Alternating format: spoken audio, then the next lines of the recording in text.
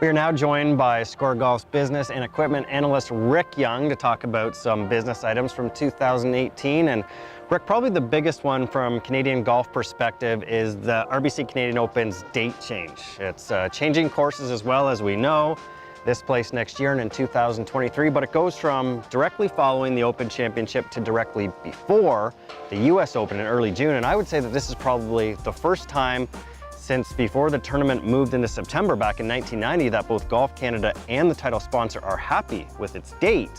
What kind of impact do you think the date change is going to have on the RBC Canadian Open? You know, all due credit to Mary DePauli and RBC for getting this deal across the finish line with the PGA Tour to begin with. But I think the implications are going to be dramatic for this championship.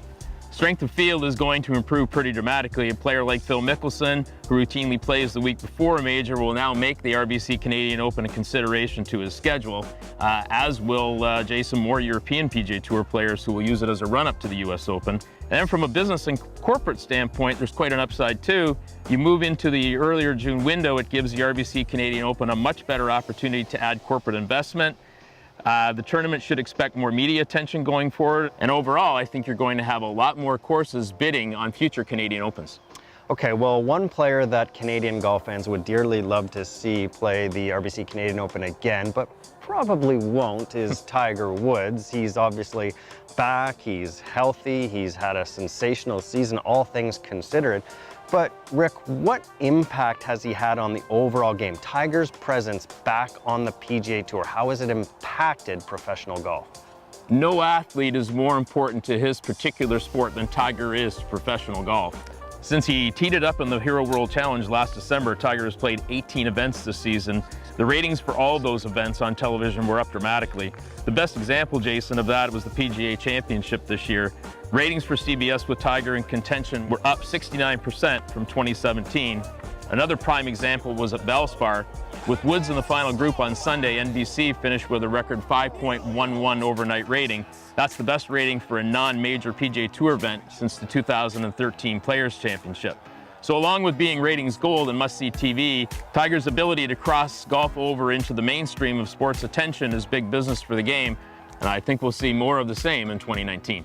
Okay, well, I'm wondering if we'll see more of something else the same in 2019, and I know nobody knows more about golf equipment companies and endorsement deals and contracts than you, Rick, but one thing we have seen this year is a lot of guys playing without equipment contracts and playing really well. I mean, mixed bags by Patrick Reed at the Masters to win, and Brooks Koepka at the US Open and the PGA, and Francesco Molinari winning the Open Championship with a mixed bag of clubs too. Is that something we're going to see moving forward? And what do you make of these guys not even having equipment deals and just playing whatever they like? When Nike left the equipment space in August of 2016, it created two things. A list of equipment free agents other gear companies could sign to endorsement deals, but also a group of Nike-sponsored athletes who were free to use equipment from other manufacturers without compensation. While it's worked well for a number of players, it's also benefited a number of equipment companies too, perhaps no more than Mizuno. Koepka, of course, used a set of JPX 900 Tour irons to win both of his majors this season, and Paul Casey returned to the winner's circle at Valspar playing Mizuno irons without a deal as well. Is this a trend? Will it continue? If companies like Nike and Adidas offer enough financial compensation to hire profile players for apparel and shoes, you can see the upside of a player making up his golf bag with whatever brands of equipment he wants. At the same time, I don't see this being a trend because, as you know, Jason, money still talks. Well, Rick, I think you actually started the trend of mixed bag because I've played golf with you and you got like 26 different clubs in there from 23 different manufacturers. So you're always on top of this stuff. And remember, you can read Rick Young's blog at scoregolf.com, always covering business and equipment for us online.